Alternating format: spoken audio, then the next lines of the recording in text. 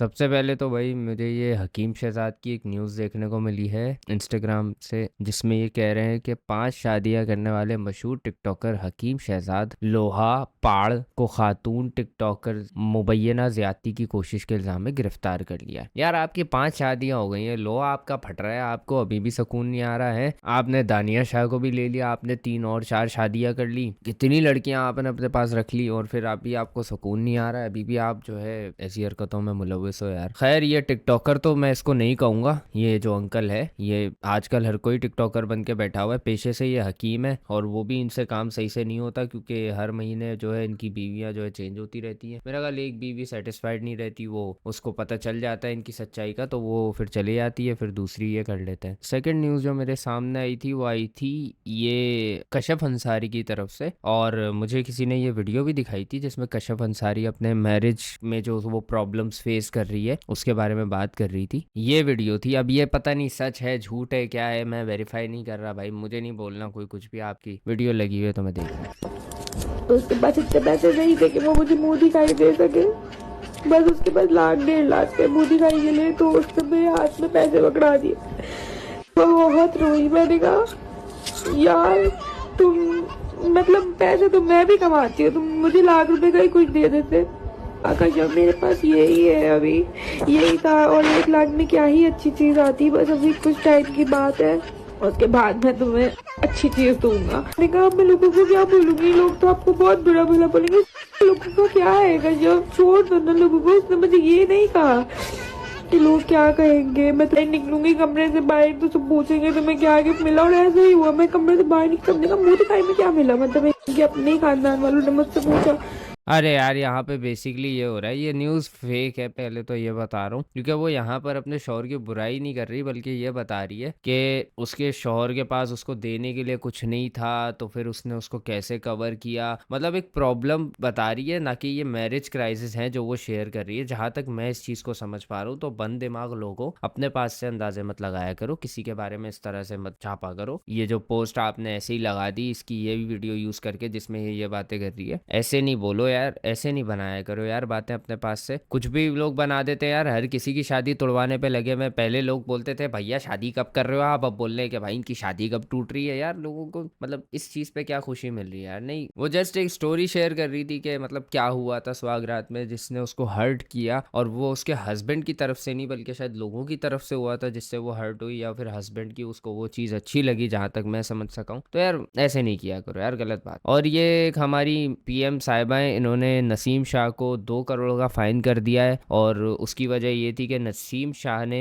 Tweet कर दिया था कि why is she treated like the queen of at lords. बस इसमें ये नहीं बोला कि भाई ये इज्जत डिजर्व नहीं करती, या ये ऐसी है ये वैसी है, या फिर ये वो, बस एक छोटी सी लाइन कि भाई इसको इस तरह क्वीन की तरह क्यों ट्रीट किया जा रहा है, which is a question, it's not something जिसपे ऑब्जेक्शन नजर आ रहा है। तो इस पे इसको 2 करोड़ का फाइन कर दिया गया। खैर मशहूर बंदा है, क्रिकेटर है, पैसे हिटते हैं, क्या ही जाता है। और यहाँ पे कोई हरामखोर इसने नसीम शाह की रोते हुए लगा दिया। अबे वो इस बात पे नहीं रो रहा है यार, क्या है यार, ये न्यूज़ पेज वाले भी भाई अजीब लोग हैं। फिर ये किसी ने स्टोरी लगा दी कि गजब की बीवी ने अपना सरनेम चेंज किया है और ना गजब को अनफॉलो किया है, ड्रामेबाज फैमिली। मतलब अब से हमारी जो सोसाइटी है यहाँ पे मैंडेटरी हो गया है कि अगर आपकी शौहर से तलाक हो जाए तो आपको यूजर नेम चेंज कर लेना चाहिए और अनफॉलो कर देना चाहिए उसको, वरना आपकी तलाक नहीं होगी, आप लोग निकाह में ही रहोगे। अबे कैसी बातें करते हो यार तुम लोग, कौन है ये पागल। अरे वो करना भूल गई होगी, उसने यूजर नेम चेंज कर दिया, नेम चेंज नहीं किया यहाँ पे, सही है, भूल गई होगी या उसको ऑप्शन नहीं मिल रहा होगा या उसके माइंड में नहीं हो रहा होगा। बंदी की तलाक हो रही है, नो को इस चीज पे ऑब्जेक्शन है कि भाई अनफॉलो क्यों नहीं किया। मतलब वो तुम्हारे हिसाब से जैसी तलाक का नोटिस आया उसने इंस्टाग्राम खोला, अरे अब तो नाम चेंज करूंगी, दिमाग ही नहीं है यार। अच्छा फिर ये तला रिव्यूज एक न्यूज लेकर आया जिसमें ये बता रहे हैं एफबीआर के बारे में कि वो टैक्स ले रहा है सोशल मीडिया चलाने वालों से, आई मीन कंटेंट क्रिएटर से। तो देखते क्या बोल रहे हैं। एफबीआर अब आपसे जो है वो सोशल मीडिया पे वीडियोस अपलोड करने का भी टैक्स लेगा। अब ये खबर कल से बहुत ज्यादा वायरल हो रही है, चलो इसको एक्सप्लेन करता हूँ। एफबीआर ने ये कहा है कि हर वीडियो पे 1000 व्यूज के ये लोग आपसे 195 एक second, let me read that. Okay, targeted individual वो है जो 50,000 प्लस फॉलोअर्स रखते हैं। चार्ज करेंगे। अब थोड़ा सा इसको मजीद समझते हैं। 195 रुपए मल्टीप्लाई, इस महीने मेरे YouTube चैनल पे व्यूज आए हैं ऑलमोस्ट यहाँ पे 3 लाख। तो अगर इसको हम 300 से मल्टीप्लाई करते हैं तो ये टैक्स बन गया 58,500।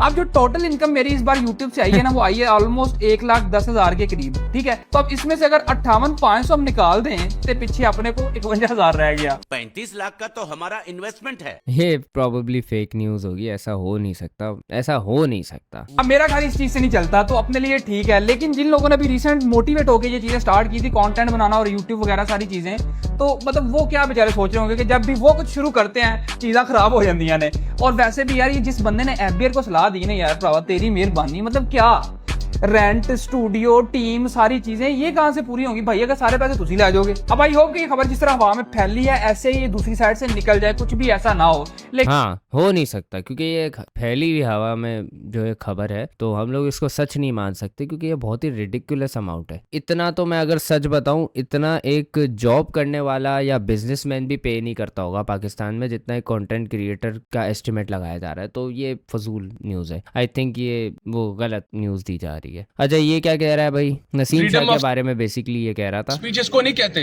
कि आप अपने चीफ एग्जीक्यूटिव जो सूबे के उसके बारे में ये बातें करें और उस मोमेंट में क्या बातें करी, क्या बातें कर दी? यही तो बोला है कि भाई उसको क्वीन की तरह क्यों ट्रीट किया जा रहा है, क्या कोई गाली दे दी है? करें कि जब आपकी कौम को, आपके सूबे को सबसे ज्यादा जरूरत है और आपने उस खातून के बारे में बोला है जिसकी वजह से नसीम शाह की और यार इन लोगों को ना, मेरे को एक चीज़ नहीं समझ आती। इन लोगों को इस चीज़ का ख्याल नहीं है कि पेट्रोल कहाँ जा रहा है। इन लोगों को इस चीज़ का ख्याल नहीं है कि जियोपॉलिटिकल सिचुएशन कितनी ख़राब हुई हुई है। इनको ये ख्याल नहीं है कि हमारा मुल्क वैसे ही इतना डूबा जा रहा है। इन लोगों को सिर्फ ये ख्याल है कि एक क्रिकेटर जो कि अभी भी उतना मेच्योर नहीं है, वो क्या कह रहा है हमारी CM के बारे में, हमें उसको फाइन करना है, हमें वहाँ पर अपनी नज़रें गाड़ के रखनी है। तुम लोग अपना काम कर नहीं रहे हो। जहाँ पर तुम्हें नज़रें गाड़ के रखनी चाहिए वहाँ तुम्हें कुछ पता नहीं होता। वहाँ पर जाके तुम लोग कहते हो कि जी मैं मांगने नहीं आया, ये वो ऐसे वैसे। यार इस कैसे ट्रीट कर रहे हो यार तुम लोग इस मुल्क को? तुम लोगों को ये परवाह है कि एक फला क्रिकेटर जो कि बच्चा है अभी, वो क्या बोल रहा है और उसको फाइन करने पे तुम लोग लगे हुए हो। वहां पे मरियम नवाज ने पता नहीं कितने $1 बिलियन का जो है जेट ले लिया, उस पे जब कोई तुम लोगों को नजर नहीं आ रहा कि क्या हो रहा है। पेट्रोल यहाँ पे 500 तक चला गया, अभी तो खैर कम हुआ है, बट पेट्रोल इतना ऊपर चला गया, उस पे किसी को परवाह नहीं है कि क्या हो रहा है। यहाँ पे नसीम शाह ने क्या बोल दिया, कोई गाली थोड़ी दे दी है, उस पे यहाँ पे मजम्मत करने बैठ गए कि भाई ये कैसे बोल सकता है। भाई डिक्टेटरशिप नहीं है यहाँ पे, ये डिक्टेटरशिप में होती है हरकत है कि आप किसी के बारे में कुछ नहीं बोल सकते हो। ठीक है, किसी मींस के लीडर के बारे में आप कुछ नहीं बोल सकते हो। प्राइम मिनिस्टर के बारे में बोला जा सकता है भाई, इसमें कोई वो नहीं है कि वो बहुत ही कोई मुकद्दस ओहदा है और तनकीद के लिए बोला जा सकता है। फैसल खोकर की तमाम की बहनें आज महफूज है तो उस खातून की वजह से महफूज है। तो मैं अगर इनकी जगह होता तो यकीन माने मोहसिन नकवी साहब ने बहुत हम्बल मुजाहिरा किया, 2 करोड़ का किया। अगर मैं होता यकीन मैंने मैं और सख्त सजा देता। He does not deserve to be in the cricket team.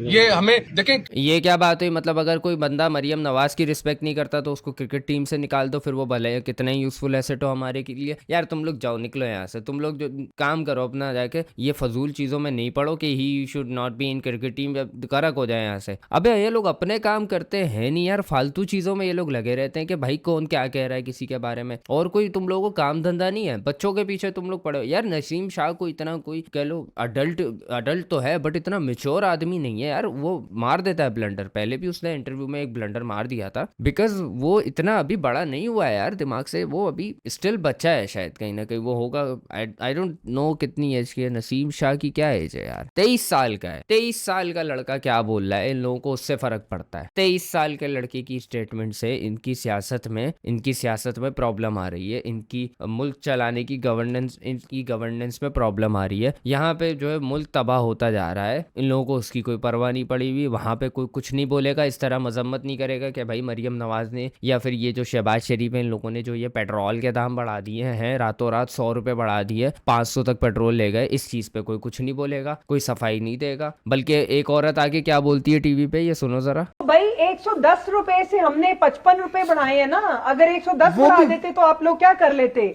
ये देखो, मतलब आप क्या कर लेते हैं अगर हम 1000 रुपए भी बढ़ा देते, तो यही तो मसला है कि आवाम कुछ करती ही नहीं है, बैठ के बस। पता है क्या, अब मैं अपने पे भी ये चीज लागू करूँ, हम लोग सिर्फ बैठ के ना ये बोलते हैं, जो ये बातें करता है ना कि आवाम कुछ करती ही नहीं है, वो भी कुछ नहीं करता। मैं अपनी भी बात करता हूँ, खुद को भी इंक्लूड करूंगा, क्योंकि देखो मेरे यहाँ लाइट जाती है, सही है, मैं या फिर मेरे मोहल्ले वाले या फिर जो लोग इस चीज से परेशान है, किसी को कभी कोई तंगी नहीं हुई कि इलेक्ट्रिक के दफ्तर जाके धरना दे के बैठ जाए कि भाई ये लाइट का मसला हल करो, हम अपने बिल भर रहे हैं और ओवर प्राइस जो हमें बिजली सेल की जा रही है हम उसके बिल भर रहे हैं, गैस यहाँ पे आती नहीं है, कोई टाइम नहीं है, कुछ पता नहीं है, और सिर्फ मेरे नहीं भाई पूरे पाकिस्तान का ये इशू है, लेकिन इस चीज पे कोई कुछ बोलता नहीं है, कोई इलेक्ट्रिक चूल्हा लेके बैठ गया, कोई सिलेंडर लगवा के बैठ गया, किसी को नहीं फर्क पड़ता, क्योंकि हम लोग अपने कंफर्ट जोन में रहना चाहते हैं, हम लोग लड़ना नहीं चाहते इस चीज से, तो इसलिए उसके मुंह पे, तो इसलिए वो इतना धड़ल्ले से बोल रही है कि भाई तुम लोग क्या कर लेते, वाकई में, क्योंकि हमने कभी कुछ किया नहीं है, इंक्लूडिंग मी भाई, मैं सबकी बात करूंगा।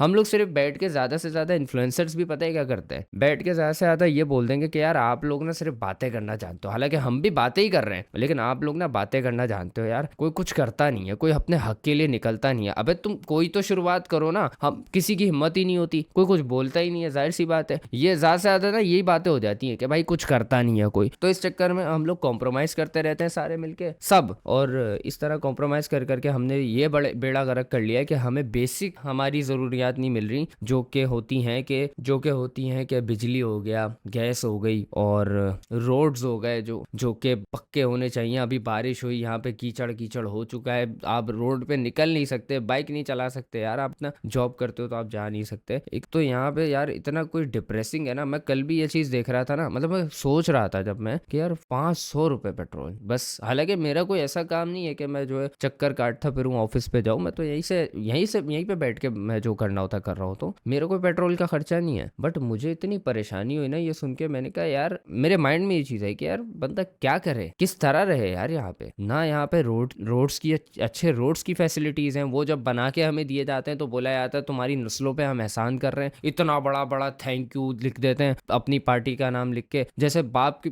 हमारी नस्लों पे एहसान किया है, और उसको फिर वीडियोस बना बना के दिखाते हैं, ये देखो हमने रोड बना के दिए। अबे ये आपका काम है, ये आप कोई एहसान नहीं कर रहे हो भाई, चालान जो है वो दबा के हो रहे होते हैं हमारे, मतलब जहां से पैसा खींचा जा सकता है ना वो चीज प्रॉपर काम कर रही है, बट जहां पैसा लगना चाहिए वहां पे झोल हुए हैं, रोड्स पे झोल हुए हैं, गटर के ढक्कन यहाँ पे खुले पड़े, किसी को कोई पता ही नहीं है भाई इसका हल क्या निकाला जाए, किस तरीके से इसको टैकल किया जाए, और बहुत सारी मसले हैं यार, हम भैंचो 2026 में आ गए, और मैं ये मसले कह लो 2005 जब से मैंने शायद होश संभाला होगा तब से सुनता आ रहा हूँ यार, ये लाइट के मसले, बिजली के मसले, ये लाइट के मसले, बिल के मसले, रोड्स खराब, ये चीजें मैं बचपन से सुनता आ रहा हूँ यार, हम लोगों को शायद कह लो 2 डेकेड्स हो गए इस चीज को सहते हुए, और हम अभी तक इससे ओवरकम नहीं कर पाए भाई। और हमारी गवर्नमेंट का फोकस कहाँ पर है, कि नसीम शाह क्या कह रहा है यार हमारे बारे में, यार you guys should be ashamed यार, हमें ना डिक्टेटरशिप की जरूरत है, टोटली मैं बता रहा, हम लोग नहीं है यार ये डेमोक्रेसी वाले, सीधी बात बोलूंगा मैं बकवास नहीं करना चाहता यहाँ पे, लेकिन देखो हमें डिक्टेटरशिप की जरूरत है पक्की, क्योंकि हम अभी भी उसी में ही जी रहे हैं, हम कुछ कह नहीं सकते, हम जो है कुछ मतलब किसी को पकड़ नहीं सकते। डिक्टेटरशिप में एटलीस्ट हमें पता तो होगा ना कि यार इसको पकड़ना है, जाके इसको बोलना है, अभी किसी को बोलो वो रंडी रोने करने लग जाता है कि भाई मेरे इख्तियार में नहीं है, मेरा इख्तियार यहाँ तक है, यहाँ तक नहीं है, यहाँ तक है, यहाँ तक नहीं है, तो अभी हम बोले तो किसको बोले। एटलीस्ट डिक्टेटरशिप में हमें क्लियर होगा कि यार ये बंदा है, इसको बोलना है जो बोलना है, अब भले वो हमें जलील करे, तो वो तो अभी भी हो रहे हैं हम लोग, तो इससे फर्क क्या पड़ता है। मेरा ख्याल फिर यहाँ पे डिक्टेटरशिप होनी चाहिए और खुली होनी चाहिए भाई, ऐसे नहीं स्नीकी नहीं होनी चाहिए डिक्टेटरशिप कि कोई पपेट बिठा के फिर जो है पीछे से डिक्टेटर लगा हुआ, ऐसा नहीं होना चाहिए। खुली डिक्टेटरशिप होनी चाहिए कि भाई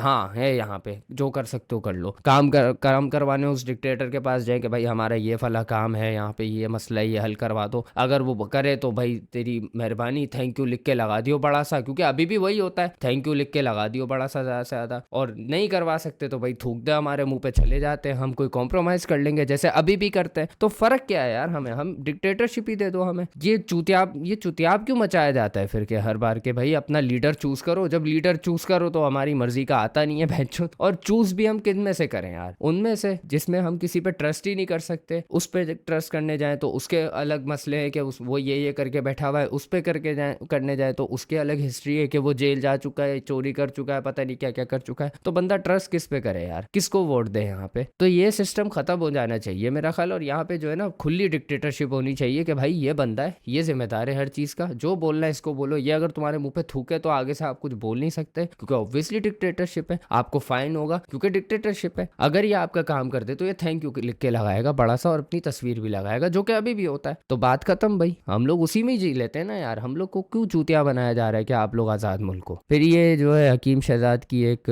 पॉडकास्ट आई हुई है जिसमें ये इंटरव्यू में कुछ बतिया रहे हैं दानिया से। तो सुना। मैं ठीक हूँ, बात करनी है तेरे साथ। क्या? हाँ करो। किधर पहुंचा तू? मैं बाबलपुर निकल दी हुई हूँ। अच्छा, ये बात करनी किसी को नहीं है जो मैं तुम्हें कह रहा हूँ। हाँ फरमाओ। वो खानी नहीं है टिकटॉकर? हाँ। वो शादी के लिए मान गई है मेरे साथ और मैं शादी कर रहा हूँ, और तुम्हारा साथ चाहिए। तुमने उसकी शॉपिंग भी करनी है और शादी में शिरकत भी करनी है। क्या करनी है? शॉपिंग भी करनी है? शॉपिंग भी करनी है, शादी भी करनी है। उनके चीफ गेस्ट भी तू है, सब कुछ तू है। देख जिंदगी भाई शी डजंट केयर यार, उसको एज लॉन्ग एज तुम पैसा दे रहे हो, शुगर डैडी बने हुए उसके, शी डजंट केयर यार। उसकी आवाज में नहीं शौक है यार, उसको परवाह ही नहीं है कोई। मेरी हाँ जहाँ मिलावनी है। अगर छुए की जरूरत है ना तो मैं एक्सेप्ट करे सा। मेरे को तेरी खुशी डिमोन नहीं करेंगे। अगर हाँ अगर कहीं कुछ जरूरत है, फॉर एग्जाम्पल जी मेरी लाइफ में कहीं की जरूरत है तो शादी तय की है मेरे नाल। अगर वो कोई जरूरत है तो जरूरत नहीं है तो, अगर जरूरत नहीं है तो, अगर वो जरूरत क्या नहीं थे, मेरा शौक हो, मेरा इश्क हो, मेरे को पसंद हो तो बोल। अबे मर जाओ जाके यार, नहीं देखना यार। क्या मैं भी क्या चुतियापा देख रहा हूँ यार, मेरे पास भी फालतू टाइम बहुत है। आओ यार न्यूज़ देखते हैं आज ये यूट्यूब में क्या हुआ है। Greetings from Kabri to all the young and old, big and small. So, how is everyone doing? I have a lot of news for you today. A 19-year-old girl married for 5 years with 2 sons, 14 साल की उम्र में शादी, अच्छा छोड़ो, left her home to buy new clothes for her children for Eid near Chak Beli Mode. She boarded what she thought was standard public wagon. मतलब हुआ ये है कि यार वो लड़की जो है एक वैगन में चली गई, ये समझ के कि ये कोई पब्लिक ट्रांसपोर्ट है, उसके अंदर गई तो कंडक्टर जो था उसने दरवाज़ा बंद कर दिया, उसका मुंह बंद कर दिया, और गाड़ी को एक बाजार से एक सन्नाटे वाले रोड पे ले गए, और फिर वो सन्नाटे में रुकती है, फिर उसको दूसरे वैगन में ट्रांसफ़र करते हैं। फिर ये है कि उस लड़की को लेके जाया जाता है और उस लड़की के मुँह पे कपड़े वपड़े ठूस के उसको दूसरी वैगन में डाला जाता है, फिर उसको ले जाया जाता है और फिर उसके साथ ज्यादती करते हैं। तो ये एक इंसिडेंट हुआ है और पढ़ सकते हैं हम, इस पे क्या ही कह सकते हैं यार, कहने से कुछ होता तो क्या ही बात होती है। अच्छा, मिशा शफी और अली जफर का डिसीजन आया है कोर्ट का, और मिशा शफी ने अली जफर ने जो केस किया था, डेफेमेशन केस मिशा शफी पे एलिगेशंस लगाने पर, तो वो अली जफर जीत गया, 50 लाख उसको मिल गए, हमारी जिंदगी संवर गई है। ये है न्यूज। नेक्स्ट था कि भाई डक्की भाई की FIR की अपडेट आई है, तो ये तो हमें सुनना बहुत जरूरी है। भाई आउट ऑफ सिटी गया हुआ था, पिंडी सरगोदा इधर, वो आप लोगों को पता है, वो मेरी मोटरवे की भी FIR थी, तो उसका कोई सिलसिला था, वो करने गए हुए थे। मुझे लगा आ जाएंगे शाम को, वो व्लॉग एडिट करके डाल देंगे।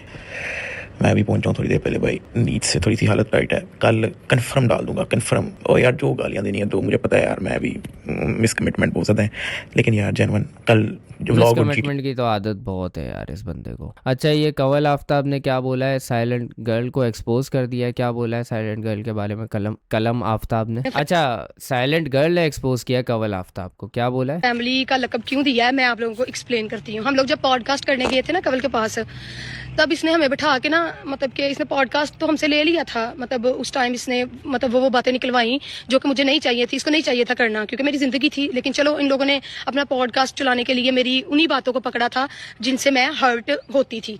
तो खैर उसके बाद इन लोगों ने मुझे बिठा के बोला कि देखो तुम लोगों का कंटेंट नहीं सही। उसके बाद वो देखो वो छपड़ी बंदा है, अब इतने बड़े एक टिकटॉकर है इतना बड़ा, मैं उसका नाम तो नहीं लूंगी, फिर लड़ाई पड़ जाती है। उसको उनको इन लोगों ने बोला कि भाई ये तो छपड़ी है, इसका क्या ही कंटेंट है, हफ्ते के एक पैसे लेके चैलेंज चला लेता है, ये वो फला फला फला। इन लोगों ने ना काफी टिकटॉकर्स की ना बुराइयां की मेरे सामने। मैंने कहा चलो यार छोड़ो, मतलब शायद मुझे समझा रहे हैं, अच्छे हैं ये लोग। फिर उसके बाद जब मैं घर आ गई ना वापिस से, तो ये उसी टिकटॉकर के के साथ ना बाहर गए हुए थे। एक तो ये इनका हसद हो गया कि जिसके साथ बैठते हैं उसी की बुराइयां करते हैं, और जिसकी बुराइयां करते हैं फिर जब उसके पास बैठते हैं फिर दूसरों की बुराइयां करते हैं। और तीसरी बात ये है कि ये लोग, इन लोगों को जब कंपनीज आती है ना, जारी बात है इसके फॉलोअर्स जरा ज्यादा है, तो कंपनीज जब इनसे कांटेक्ट करती है ना कि हमें पाकिस्तान के अच्छे अच्छे इन्फ्लुएंसर दो, हम लोगों ने प्रमोशन करवानी है, तो ये लोग फिर उनको बोलते हैं कि भाई ये तो छपड़ी है, भाई ये तो ऐसे टिकटॉकर्स हैं, इनका तो पाकिस्तान में नाम ही खराब है, ये इनको नहीं दें, आप हमें कैंपेन दें, हम बाकी टिकटॉकर्स को, आपको जो अच्छे टिकटॉकर्स हैं वो लेके देते हैं। ये इनके जो अपने कोलीग होते हैं ना, जिनके साथ इनकी अच्छी सलाम दुआ होती है, ये उनको फिर वो प्रमोशंस लेके देती है, ये कंवल जो आंटी है ना। तो उसके बाद ये था कि ये इस कंवल आंटी की 6 महीने से ज्यादा किसी के साथ सलाम दुआ चली नहीं है, ठीक है। जिनके साथ बैठती है उनकी ही बुराइयां करती है। बट इट डजंट जस्टिफाई कि रजब बट इसको बुरा भला बोल सकता है उस चीज़ पर कि वो इस ईमान के लिए स्टैंड क्यों कर रही थी, क्योंकि वो एक राइट चीज़ के लिए वहाँ पे स्टैंड कर रही थी अगर हम देखें तो यहाँ पे हम कंवल को इस वजह से एक्सपोज नहीं कर सकते। हाँ, अगर आप ये कह रहे हो कि ये दोगले हैं तो वो चीज़ फिर ठीक है, उस चीज़ पे हम इसको बुरा कह सकते हैं। बट अगर आप इसलिए कह रहे हो कि उसने रजब बट के खिलाफ बोला है तो ये चीज़ जस्टिफाई नहीं होती ना। ये चीज़ जो है, ये चीज़ कोई रजब बट को क्लैरिफिकेशन दे देती है। रजब बट फिर भी गलत है। उमर बट है, कौन है ये बट? एक तो सारे ही बट हैं यार। तो बट साहब को जो है अनस अली ने भी चैलेंज किया था फाइट के लिए, और पेड फाइट थी ऑब्वियसली रजब बट की तरह। तो बट साहब ने आके ये बताया 50 लाख वाली बात सच। हाँ यार, 50 लाख वाली बात तो सच है। मुझे भी ऑफर सबसे पहले आई, मेरे पास थी ऑफर, ठीक है, इसमें कौन सी बड़ी बात है। मेरे पास ये तो वही बात हो गई, गोविंदा बोल रहा है मुझे एवेटार ऑफर हुई थी। मेरे पास आज भी चैट पड़ी है। सबसे पहले उसने, अनस ने ऑफर मुझे दी थी ये वाली कि आप मेरे साथ फाइट कर और मेरे से हार। मैं कहा मुझे माफी दे। मैं कहा मैं पैसों के लिए नहीं हार सकता भाई, मुझे मेरी इज्जत बहुत प्यारी है। अच्छा, चलो बड़ी इज्जत बनवाई है। अच्छा, रजब बट ने कंट्रोवर्सीज का रिप्लाई किया जिसकी किसी को परवाह नहीं है, तो देखते हैं क्या बोला इसने। ऐसे 2 साल पहले का वो टाइम था जब मैं पॉडकास्ट में बैठ के, अपने व्लॉग में बैठ के ये इस चीज का दावा किया करता था कि जितनी पॉजिटिविटी, जितना प्यार रजब फैमिली के चैनल पे है, मुझे कोई एक आप नेगेटिव कमेंट निकाल के दिखा दे, उतना ही जो है ना वो शायद समझ लो कि नजर लग गई और नेगेटिविटी हमारे ऊपर आ गई। लेकिन इस बात का मैं कल भी दावेदार था, आज भी हूँ, और इंशाल्लाह जब तक मेरा चैनल है, जब तक मैं व्लॉग्स बना रहा हूँ, मैं इसी का दावेदार रहूंगा कि मैंने कभी किसी को नहीं छेड़ा, ना मैं किसी के शोल्डर पे टांग रख के ऊपर आया, ना किसी को रोस्ट करके, ना किसी के साथ कंट्रोवर्सी चला के। हाँ, एक गंदी आदत या अच्छी आदत या कुछ भी कह लो, वो है कि मैं चुप नहीं रहता, मुझे जवाब देना आता है, मैं जुड़ जाता होता हूँ, चाहे वो अगला बंदा मेरे कैलिबर का है या नहीं है। और शायद ये मेरी सबसे बड़ी गलती है। अबे तो इसी को ही तो बोलते हैं फंसना बावले। अपने ख्वाब पूरे करने हैं तो आपको साइड इनकम जनरेट करनी पड़ेगी, और साइड इनकम जनरेट करने के लिए अबे गलती से ऐड लगा दिया। अबे यार खबरी तू कितना हरामी है यार। ये हरामखोर ने जान के लगाया, ये जान के लगाया। बेस्ट ऐप है, डेली 15 से 20 मिनट। अबे चल मैं नहीं दिखा रहा, मुझे पैसे नहीं मिले भाई। अच्छा, ये सोहेल अहमद है, इनकी कोई स्टेटमेंट थी जो वायरल हुई थी, उसको क्लैरिफाई करते हुए उन्होंने एक वीडियो बनाई है। सोहेल अहमद जो एक शो में आते हैं, कॉमेडियन है। यजीद भी उतने ही पॉपुलर हैं। ये दूसरी बात है कि अच्छे लफ्जों में याद कौन हो रहा है और बुरे लफ्जों में याद कौन। उस फंक्शन में मैं बच्चों को समझाने के लिए ये बात कर रहा था कि खुदारा यजीद का रास्ता इस्तेमाल न करें पॉपुलर होने के लिए, हुसैनी काफिले में शामिल हों, ऐसे काम करें कि लोग आपको अच्छे लफ्जों से याद करें, बुरे लफ्जों से ना याद। उस गुफ्तगू का ये छोटा सा एक फिक्रा निकाल के उसे वायरल किया गया और उसे सियासत से और नौजुबिल्ला उसे सियासतदानों से जोड़ने की बात करके तो मुझे अपनी तरफ से गंदा किया जाने की कोशिश की जा रही। मैं अर्ज करना चाहता हूं कि जरूर ऐसी हरकतें करें मगर मजहब ना इस्तेमाल करें, खुदा के वास्ते मौत को याद रखें। अरे यही तो यहाँ पे टूल है कि अगर किसी को भी बदनाम करना हो तो सिंपल सी एक चीज़ होती है कि आप उस पर, अब मैं ये नहीं बोल रहा कि हर केस में सही होता है, बट ज़्यादातर ऐसे होता है कि आप उस पर ऐसा एलिगेशन लगा दो, क्योंकि इस पर कोई बहस करेगा नहीं और कोई इस पे ऑब्जेक्शन करेगा नहीं, क्योंकि लोग अपनी जान के लिए डरते हैं कि यार हम पे बात ना आ जाए कि हम किसी ऐसे बंदे की साइड ले रहे हैं जो ऐसी बात करके बैठा हुआ है। तो बातों को ट्विस्ट करके और फिर उसमें इंसान को